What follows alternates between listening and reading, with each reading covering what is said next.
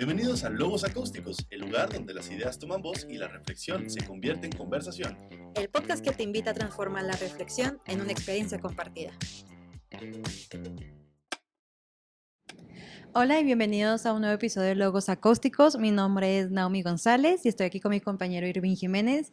Y el día de hoy tenemos el honor de tener a una de las maestras más queridas, emblemáticas de esta facultad, la maestra Ofelia. Bienvenida, maestra. Muchas gracias por invitarme. Bienvenida y bienvenida. Vamos a hablar precisamente de una de las ramas que consideramos algo muy importante aquí en la facultad, que es la creación literaria, la creación de cuentos, etcétera, ¿no? La maestra es pionera de una convocatoria de escritura de cuentos infantiles o en general. Sobre todo infantiles. Okay. Infantiles. Ese fue el sesgo que le dimos desde que iniciamos con esta actividad. ¿Y cuál fue el primer proyecto que surgió mediante esta creación literaria? Pues mira, en el 2009, siendo presidente de la República Felipe Calderón y gobernador de Chihuahua, José Reyes Baeza. Baeza fue del 2004 al 2010. Surge un programa que se llamó PENIEP, okay, que quiere decir Programa Nacional de Inglés en Educación Básica. En esa época, posterior a esa, después que sale Baeza, Reyes Baeza, entra Duarte y empiezan a contratar a nuestros alumnos de lengua inglesa. Entonces nos reunimos la maestra Socorrito Cristóforo, Angélica Sandoval y yo acerca de eso.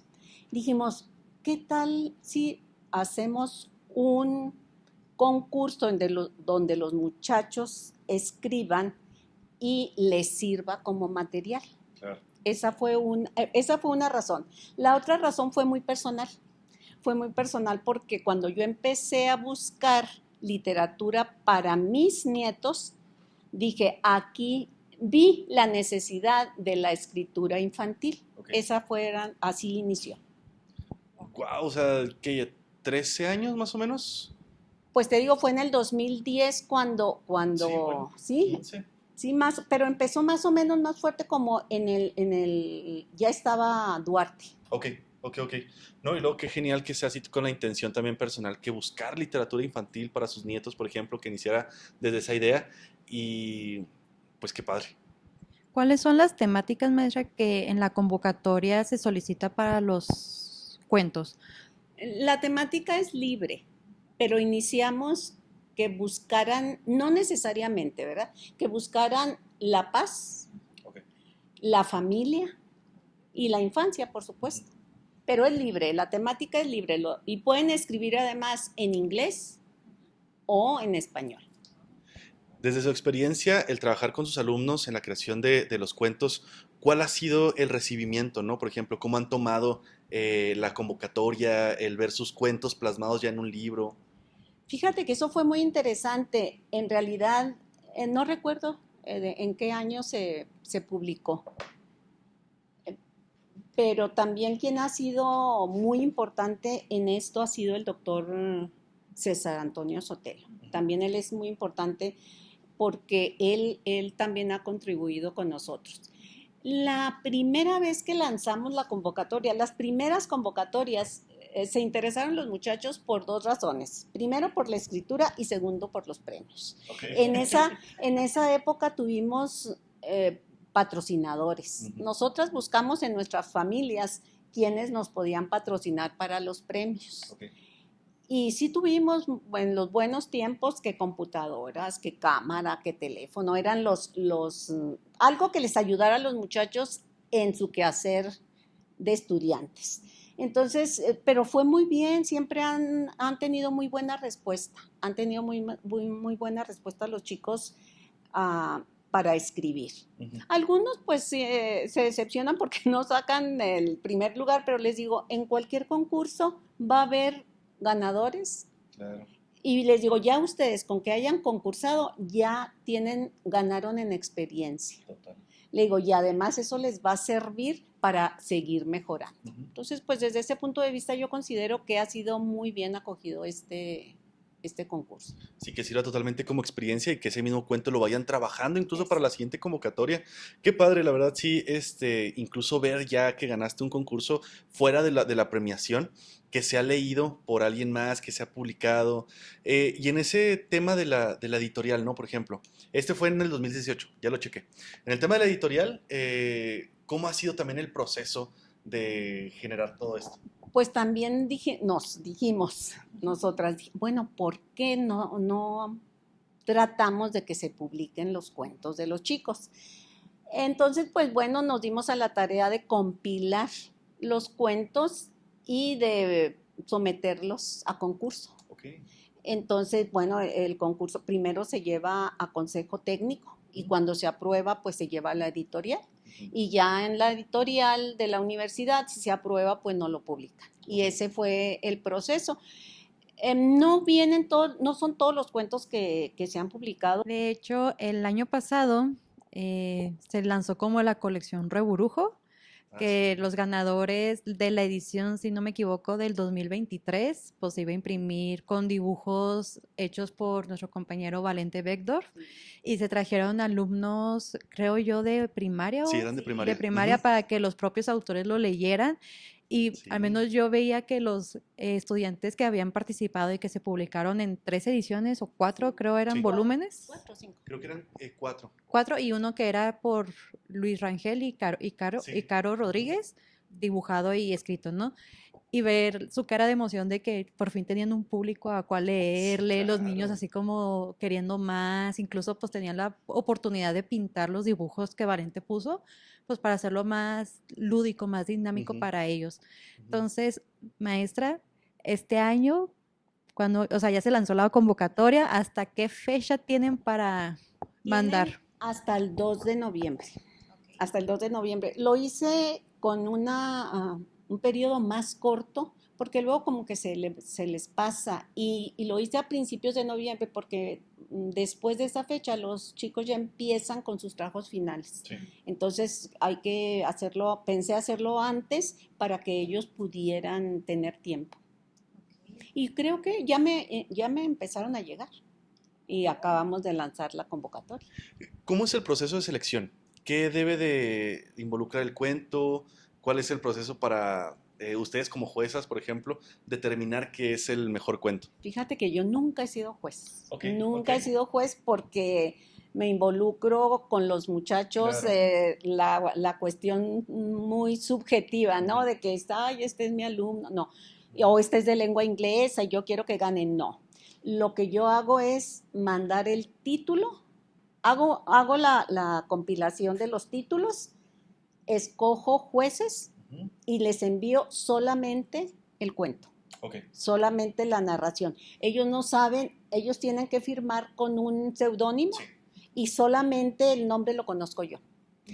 Entonces, cuando los jueces me dan el resultado, hacemos una rúbrica y conforme a esa rúbrica dan el resultado, entonces es cuando yo me doy cuenta quiénes son los ganadores. Ni los jueces saben, ¿eh? Okay. Ni los jueces saben quiénes son los autores de los cuentos.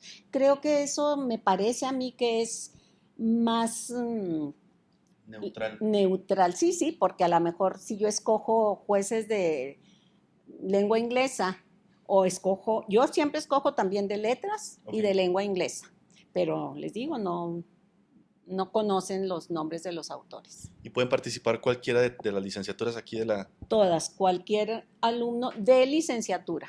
Porque tengo una anécdota. En el primer concurso no especificamos que tenían que ser estudiantes de la licenciatura, de cualquier licenciatura, y participó un compañero maestro. Y pues obvio, claro, omito el nombre. Y pues obvio que obtuvo el primer lugar. Entonces ya la segunda convocatoria ya hicimos la aclaración, solo estudiantes de la licenciatura, ni de posgrado, ni de posgrado. Ni externos, ¿no? Solamente estudiantes de la licenciatura, de cualquiera. Ok. Sí, qué bueno aclarar porque la verdad ya traen su colmillito, su experiencia y pues Claro, obviamente claro, que ya claro. van a tener otro nivel de escritura, Ujú. ¿no? Qué ¿No? padre. Y también aclarar lo que dijo la maestra de que los jueces no conocen realmente quién es el autor o autora detrás del cuento, porque creo yo, o por lo que me han dicho, de que los maestros saben quién es el autor de tal texto por cómo escriben.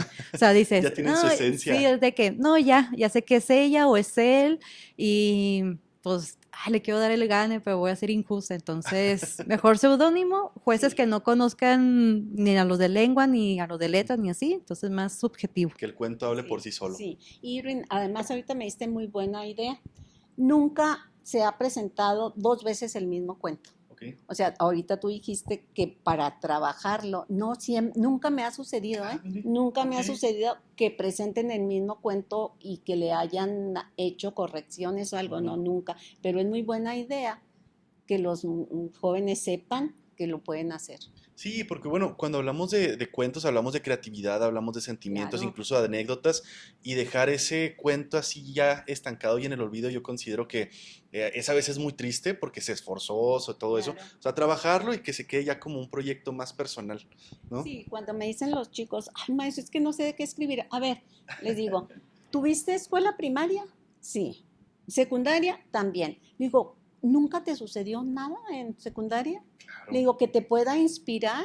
Ujú. Le digo, no importa que omitas los nombres, o que puedes omitir los nombres verdaderos. Le digo, pero de ahí pueden surgir, le digo, la creatividad para escribir un cuento. Claro. Le dije, nadie escribe de lo que no conoce. Nadie. Si no, es esa creatividad siempre, como decía Borges, la literatura es la reescritura de la literatura. O sea, todos los autores han leído muchísimo antes. Ujú. También Borges decía que él se enorgullecía no de lo que había escrito, sino de lo que había leído. Ok. Entonces, es la base para escribir es leer. Claro. Es leer, leer, leer. Si no lees, pues no vas a tener esa creatividad, no le vas a poder imprimir la emoción. Entonces tienes que haber leído para poder escribir.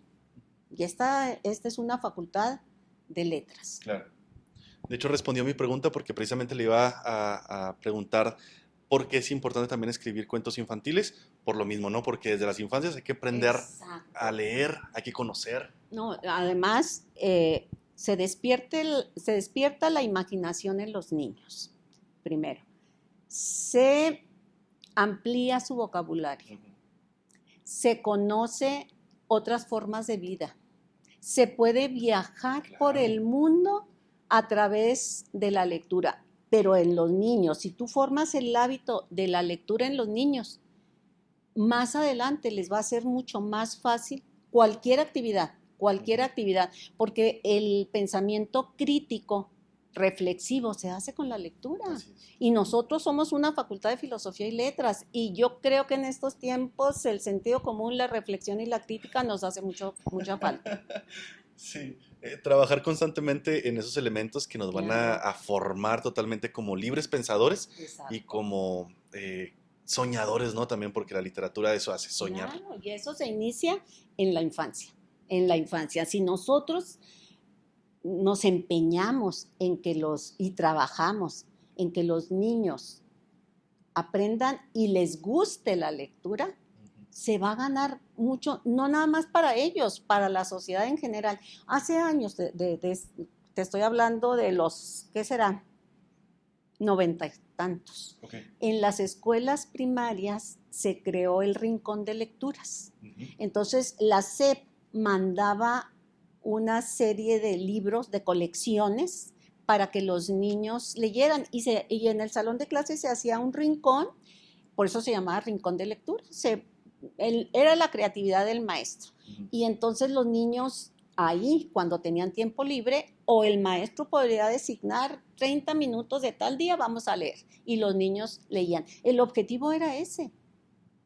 No sé si en la actualidad se sigue eso del rincón de lecturas, pero te digo, ahí los niños se podían llevar los libros a casa para leer. Entonces era una forma de incentivar la lectura. No sé, te digo, ahorita en la actualidad no sé si se lleve. Yo creo que en la actualidad se requiere todavía un poco más de trabajo por tanta distracción, ¿no? Sí, Tenemos muchísimas sí, distracciones, muchísimo. celular, películas, más accesibilidad a otros medios de entretenimiento que como era la lectura anteriormente, ¿no? Entonces, Pero eso es en nosotros, ¿eh? En nosotros. Yo en mi grupo, en mis grupos, aquí en la universidad, no les permito usar celular. ok. No les permito usar celular. Si necesitamos consultar alguna palabra, saquen su celular. Pero si no, en la mochila. Ujú. No sobre la butaca, porque están... No, yo de verdad, yo creo que las herramientas electrónicas son muy buenas. Yo no estoy en contra del uso. Estoy en contra de que sean exclusivamente, primero, un distractor, algo que con eso te entretienes y ya no haces otra cosa. Pero eso nos está quitando ese análisis y ese conocer y dar nuestra opinión acerca de lo que pasa, porque nos enfocamos a la inmediatez, a la rapidez, que es el TikTok, que son esas situaciones, y entonces la gente ya no le dedica ese tiempo. La lectura necesita tiempo, Claro. necesita silencio, necesita reflexión, imaginación. O sea, y eso se pierde cuando tú tienes solamente la pantalla. Digo, no estoy en contra de que se Claro. lea Ujú. en la pantalla. No, no estoy en contra porque yo leo mucho en la computadora. Yo leo mucho en la computadora, pero no estoy con el TikTok y las redes sociales, que la verdad, desde mi punto de vista, es pérdida de tiempo. Creo que sí distrae bastante, ¿no? Nao, ¿tú qué opinas? Ah, pues realmente me ha tocado, ahora que estoy dando clases, que de repente uno puede estar explicando algún tema o dando un ejemplo desde su, no sé, perspectiva y de repente volteas y está uno con el celular, uno Sí. con la computadora y realmente no sabes si o están anotando algo de la clase o se están distrayendo con algo y fingen estar anotando algo de la clase. Entonces Claro. sí, es como un arma de doble filo, vaya, para los maestros actuales. Sí. Maestra, ahora que habla sobre esto de que los cuentos, yo recuerdo mucho que de niña, pues a mí me fascinaba estar leyendo en clase cuando la maestra, pues sí nos hacía estos hábitos de lectura. Sí. ¿Usted recuerda o recomienda un libro o un cuento de su juventud y también del concurso? ¿Cuál ha sido el cuento que ha leído que más como que le emocionó, impactó? Fíjate que así en específico no tengo. Yo empecé a interesarme en la poesía. En realidad, en la poesía coleccionábamos, otra compañera y yo, poesías y las recortábamos, hicimos un álbum de poesías y era la poesía realmente. Y posteriormente en la clase de literatura, lo que a mí me impactó y de verdad fue el mío Cid. Ok. O sea, realmente yo entré a la facultad y fue una clase a mí que me impactó precisamente la emoción de explicar o de leer y la emoción que te causa esa imaginación, porque te tienes que imaginar el brazo y chorreando la sangre, o sea, te tienes que imaginar al personaje. Sí. Te tienes que imaginar el lugar, el paisaje, la vestimenta. Eso te da la literatura, no te da lo visual. Ok. O sea, esa es la diferencia. Yo no digo que sea malo lo visual, no. A mí, por ejemplo, una adaptación de una novela a la pantalla, yo sé que es diferente el lenguaje, pero no me impacta a mí lo mismo que la lectura. Y de niña, te digo, pues de niña yo leía mi libro de lectura, pero en esa época no, había lecturas de Cortázar, había lecturas de Cien años de soledad, o sea, eran los cuentos aquellos de la patria. Entonces venían fragmentos de autores muy importantes, mexicanos y no mexicanos, pero era otra época, definitivamente. Mis años me lo dicen, ¿no? Era una época en que realmente había esa preocupación es buena escritura, buena redacción y buena forma de hablar. Claro. Y eso se logra con la lectura. Pues qué padre y muchas felicidades por la oportunidad que da a la comunidad universitaria para seguir creando, seguir soñando, seguir imaginando y para que no se pierda el interés de la lectura infantil, porque siento que a veces sí estamos un poco para abajo, pero seguir impulsando a que los mismos estudiantes generen su imaginación y seguir siendo niños para conectar con las infancias o decir, desde mi experiencia, a mí me hubiera gustado que me hablaran así, pues bueno, ahí está, ¿no? Entonces es algo de experiencia, es algo muy grato que no se haga solo por el concurso, sino que se haga precisamente con la intención de que la historia, la narrativa, llegue a generar este gusto totalmente por la lectura. Sí, y esa es labor del maestro. Sí. Esa es labor del maestro. Dicen que todos tenemos un niño. Sí. Y lo debemos de conservar. Los jóvenes estudiantes de la universidad, todavía ellos también tienen esa parte de su niñez que no pierden, si no, pues véanlos en los pasillos. Entonces, ese sentimiento, esas ideas, pues las pueden plasmar en el papel y crear, hacer una creación en donde vayan a influenciar a otros niños. Entonces eso yo te digo, yo creo que la literatura es esencial en la vida de todo ser humano, de todo ser humano. Entonces, no nada más en la infancia, Claro. a cualquier edad, la literatura es muy importante. Y qué mejor que hacer el fomento de la literatura en los niños. Sí, sí, claro. Vamos a hacer un mundo mejor. Si nosotros enseñamos a los niños a leer, vamos a hacer un mundo mejor. Y esperemos y llegar a hablar mejor, pensar mejor, escribir mejor. Sí. Y ahí vamos por buen camino. Sí, definitivamente. Gracias. Definitivamente. Muy bien.